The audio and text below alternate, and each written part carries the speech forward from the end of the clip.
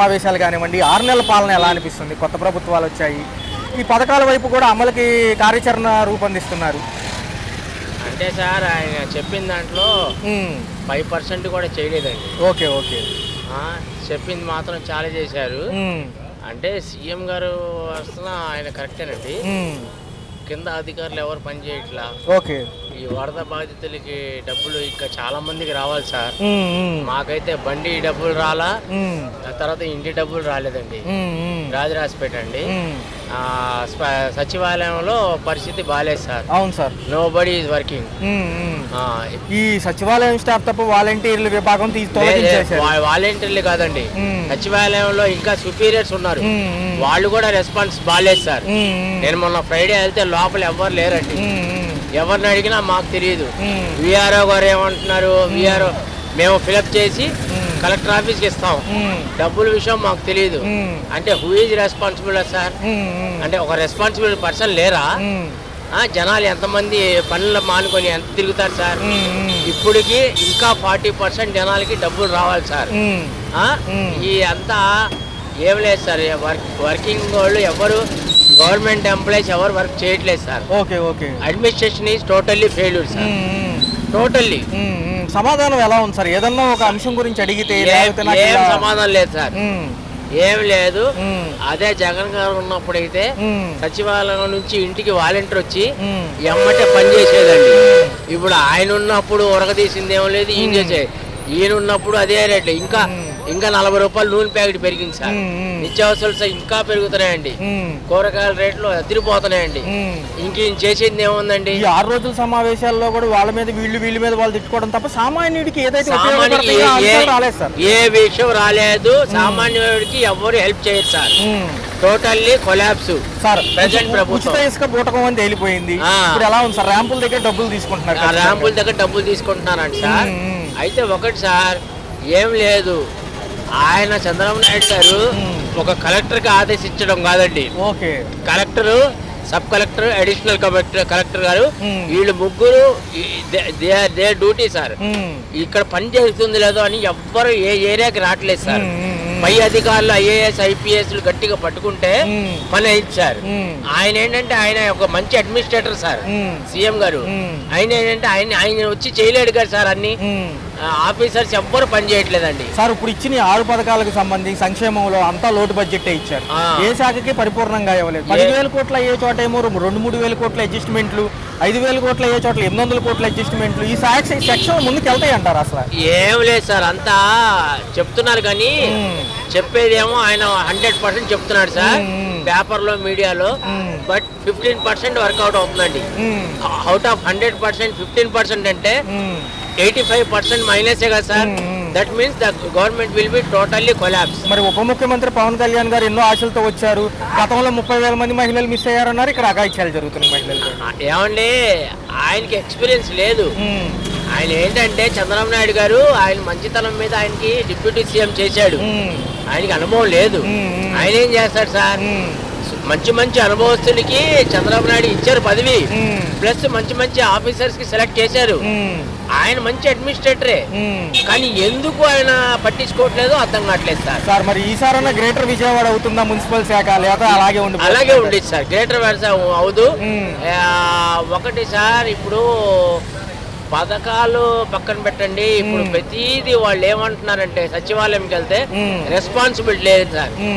ఒక IAS collector, sub collector, joint collector, ఈ ముగ్గురు గట్టిగా నుంచొని వాళ్ళు వర్క్ చేస్తే పని బాగా ఇచ్చారు. మహిళల పైన జరిగే అఘాయిత్యాల గురించి ప్రశ్నించారు. ఇంకా జరుగుతూనే ఉన్నాయి. అనిత గారు హోమ్ మినిస్టర్ గా ఉన్నారు సార్. ఆవిడ పనితీరులు ఎలా అనిపిస్తున్నాయి? ఆవిడ సైలెంట్ గా ఉంటున్నారు ఎందుకు ఈ మధ్య? షీఈ్ ఏ వర్తబుల్ క్యాండిడేట్ కాదు సార్. ఆమెకేం తెలియదు. Experience candidate should be there. ఒక రాజకీయమైన కానివ్వండి, ఒక అడ్మినిస్ట్రేషన్ కానివ్వండి. ఇప్పుడు నేను ఏ పార్టీకి సంబంధించిన కాదండి. చంద్రబాబు నాయుడు గురించి ఎందుకు గొప్పగా చెప్పుకుంటున్నా? Is a good administrator. ఇండియాలో టాప్ మోస్ట్ లిస్ట్ లో ఆయన వస్తాడండి. కానీ ఆయన ఎందుకు చేస్తున్నాడో ఎవరికి అర్థం కావట్లేదు సార్. ఓకే ఓకే ఏ పని జరగట్లేదు సార్. కూటమి హయాము ముగ్గురు కలిసి ఉన్నారు కాబట్టి జమిలీ ఎలక్షన్స్ కి పాసిబిలిటీ ఉందంటారా 2027కి? లేదు సార్, ఇలాగుంటే మాత్రం government will be collapse sir 100%. That I'm saying you. పారదర్శకంగా అమలయ్యే సెక్షన్ లో మానిటరింగ్ ఎక్కడా లేదు సార్. మరి ఏ మానిటరింగ్ లేదు. Nobody responsible person sir in the area. Okay. On behalf of corporation ఏరియాలో ఒక్కడు కూడా రెస్పాన్సిబుల్ పర్సన్ లేడు సార్. Right sir. ఎవరిని అడిగినా మాకు తెలీదు. Okay sir. అన్ఎడ్యుకేటెడ్ పీపుల్ చాలా ఫేస్ అవుతున్నారు. ఎడ్యుకేటెడ్ పీపుల్ మాకే మేము చేయలేకపోతున్నాం పనులు, మా పనులు మాకు అవ్వట్లా. అన్ఎడ్యుకేటెడ్ పీపుల్ ఎంత ఫేస్ అవుతారు సార్ మీరు చెప్పండి? నేను తప్పు చెబుతున్నానా? Right sir. రైట్ అండి. వీళ్ళు చెప్పిన 6 పథకాలకు సంబంధించి ఒకటి పెన్షన్, రెండోది గ్యాస్ అమలవుతుంది అంటున్నారు. సరిగ్గా వస్తుంది అంటారా? గ్యాస్ అయితే ఊళ్ళకి రాలేదండి. ఎక్కడో మారుమూలు ఇచ్చారు కానీ మిగతా వాళ్ళకి ఊళ్ళకి ఇవ్వలేదు. అప్పుడు ఏం చెప్పారు, ఆధార్ కార్డు లింక్ చేసి ఉంచండి అందరికి గ్యాస్ బండి ఇచ్చేది చెప్పారు. ఒక్కరికి బండి ఇవ్వలేదు. ఎక్కడెక్కడో ఇచ్చారు, అక్కడక్కడ ఇచ్చారు, మరి ఇవ్వలేదు. ఇంకా పాలు ఏం బాగుంది, ఏమి బాగలేదు, చెప్పినవి ఏమి ఇవ్వలేదు. గతంలో 9 పథకాలు ఉండేవి. అప్పుడేమన్నా అందుకున్నారా? కొద్దిగా పర్లేదు అప్పుడేమన్నా? అప్పుడు పర్వాలేదు, కొంచెం మంది. ఇప్పుడు అసలు ఏం అందలేదు. ఈసారి వాలంటీర్లు కూడా లేరు. వాలంటీర్లు తీసేశారు. ఏదన్నా విషయం కావాలంటే ఎవరిని అడగాలి ఈసారి? ఎవరిని అడగడానికి లేదు, ఎవరు చెప్పడానికి లేదు.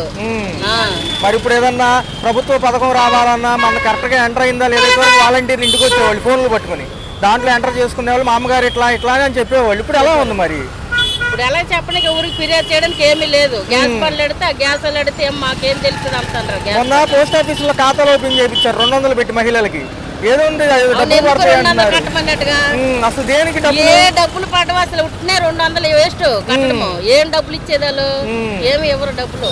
అసలు వాళ్ళు చెప్పేది ఏంటి 18,000 అన్నారు మహిళలకి. అదేమన్నా అసలు ఉందా? 18,000 లేదు, 20,000 అసలు రూపాయి ఎంతవరకు అయితే ఏ పథకాలు లేవయ్యా. వాళ్ళు చెప్పినవన్నీ చంద్రబాబు నాయుడు గారు వచ్చి అలాగే ముందు చెప్తారు, నీ తర్వాత ఏమి ఇవ్వరు.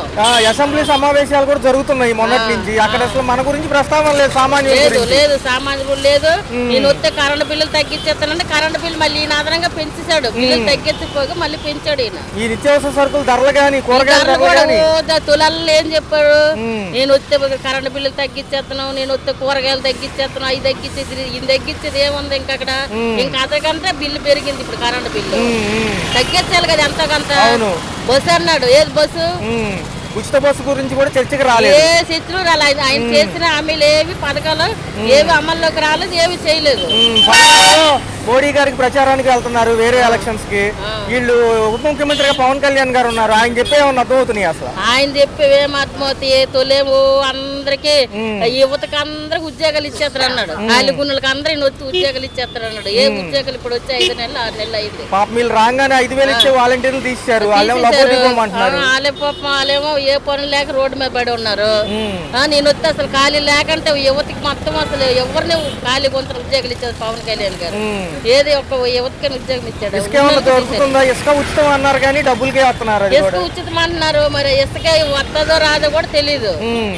మహిళలకు ఏమో సంరక్షణ పెద్దపేట అన్నారు. ఎక్కడ చూసినా రేపులు ఏ సంరక్షణ లేదు. ఇప్పుడు ఎన్ని జరిగినాయి? చాలా జరిగాయి. పోయిన నెలలో అసలు లెక్క పెట్టలేని జరిగినాయి. ఎవ్వులేని అంతేనండి. పదవుల్లోకి రాకముందు ఎన్నో చెప్తారు, వచ్చినాక ఎవ్వులు ఏమి చేయలేరు. మరి 6 పథకాలకి చాలా డబ్బులు అవుతాయి. అమ్మకు వందనం ఇంకా అయిపోయినట్టు, వందనం తెల్లికి వందనం పిల్లకి వందనం అన్ని అయిపోయినట్టుగా.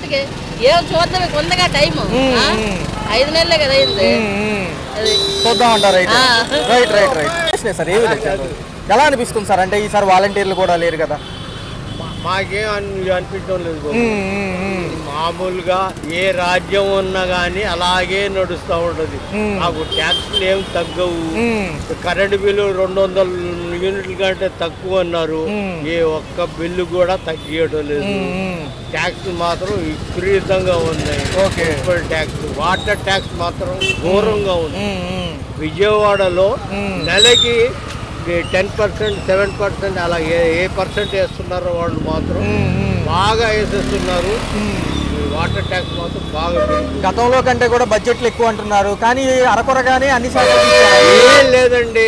ఏం గవర్నమెంట్ కాంట్రాక్టర్స్, మినిస్టర్స్, ఎమ్మెల్యేస్ బ్రతకటానికే గవర్నమెంట్. ఎవరికైనా ఓటు వేయండి. చీఫ్ మినిస్టర్ మంచోడే కావచ్చు, కానీ కిందోళ్ళు మాత్రం మంచోళ్ళు కాదు. మరి ఎలా ఉండబోతుంది సామాన్యుడి పరిస్థితి ఏంటంటారు? నిత్యావసర సరుకుల ధరలు వాడు సంపాదించేదే అరకూర సంపాదన ఉంటది. రోజుకి 500 రూపాయలు 600 రూపాయలు సంపాదిస్తున్నారు, కానీ వాడికి ఏమో సరిపోతుంది. సార్ ఎలా ఉంది సార్? ఈ ఫ్రీ రేషన్ కార్డ్స్, ఈ స్కీమ్స్ ఉన్నాయి చూసారా, అందరు కూడా డబ్బు గల్ల వాళ్ళే అనుభవిస్తున్నారు. లేబర్కి మాత్రం ఏ ఇవ్వటలేదు. ఒకవేళ లేబర్కి వస్తే కూడా వీళ్ళు ఇచ్చే బియ్యం కానీ దానికి కానీ వాళ్ళు మార్కెట్లో అమ్ముకుంటున్నారు. Okay sir, okay. 10 rupees KG, మీకు 2 రూపీ 1 రూపీ కేజీ వస్తుంది. 10 రూపీస్ కేజీ వాళ్ళు అమ్మేస్తారు. 9 రూపాయలు వాళ్ళకి లాభం. ఇంకేముంది, వాళ్ళు ఫ్రీ ఇచ్చి కూడా ఏం లాభం చెప్పండి? ఫ్రీ ఇచ్చి కూడా ఏముంటుంది? ఓకే సార్, మరి బడ్జెట్ల సమావేశాల్లో సామాన్యుల గురించి ఏది చర్చకి రాలేదు. వచ్చిందనుకోండి, వస్తే కూడా కిందోళ్ళు అమలు చేయరు. మహిళా సంరక్షణకు పెద్దపీట వేసామన్నారు, అఘాయిత్యాలు జరుగుతున్నాయి. మహిళది చాలా ఘోరం ఉండదు. మహిళలకి మన సమానత్వం లేదు. మహిళకి మాత్రం బాగానే ఘోరంగానే ఇచ్చేస్తున్నారు. ఫ్రీగా తిరగదు. ఆడవాళ్ళు మాత్రం చాలా నాస్తి. ఉచిత బస్సు కానివ్వండి, నిరుద్యోగ వృత్తి కానివ్వండి, ఇంకా అసలు చర్చలోకి రాలేదు. 6 రోజులు అవుతుంది సభలు మొదలయ్యి. మా హయాం నుండే ఉంది. నాకు 77 సంవత్సరాలు. Okay, okay. నిరుద్యోగం అన్నది నేను 10 ఇయర్స్ అనిపించి తర్వాత నేను ఉద్యోగంలో వచ్చాను. ఇప్పుడు రిటైర్ అయ్యి నాకు వచ్చే బెనిఫిట్స్ కూడా ఇవ్వటం లేదు. సార్, ఒక్కబోర్డు చట్టాలు ఏమైనా మారబోతున్నాయా? వాళ్ళు మారుస్తున్నా కానీ వాళ్ళ గవర్నమెంట్ బెనిఫిట్స్ కోసం, డబ్బు గల్లోళ్ళ బెనిఫిట్స్ కోసమే వాళ్ళు మారుస్తున్నారు. మన ముస్లిమ్స్ కి ఏదో ఉద్ధరించడానికి ఏదైనా రూల్స్ మారుస్తున్నారంటే మాత్రం అది ఎట్టి పరిస్థితులు కూడా జరగని పని, జరగదు కూడా. మరి జమిలీ ఎలక్షన్స్ అంటున్నారు ఈయన. జమిలీ ఎన్నిక 2020 లేదండి. జమిలీ ఎలక్షన్స్ లేకపోతే ఇంకా ఏదైనా భారత్ ఇదో నాకు తెలియదు. Right sir, right sir, thank you. Assembly సమావేశాలు కూడా జరుగుతున్నాయి, ఎలా అనిపిస్తుంది? బాగానే ఉన్నట్టు అనిపిస్తుంది. నిన్న 6వ రోజు కూడా సమావేశాలు జరిగినాయి సార్. మహిళల పైన గురించి, వాళ్ళని చేసే అఘాయిత్యాల గురించి ఒక పక్క ఎమ్మెల్సీగా ఉన్న వరుడు కళ్యాణి గారు కానివ్వండి, ఇటుపక్క అనిత గారు కానీ మాట్లాడడం జరిగింది. ఎలా అనిపిస్తుంది సార్? అనిపిస్తుంది సార్, ఎలా ఉంది? ఇంకా సమయం ఉంది వీళ్ళు చేయడానికి కూడా. కాకపోతే ఏంటంటే గతంలో 9 పథకాల కంటే 6 పథకాలకి వెచ్చించే వ్యయం ఎక్కువ అంటున్నారు. ఈ పథకాలు కూడా పెట్టి మంచిగానండి.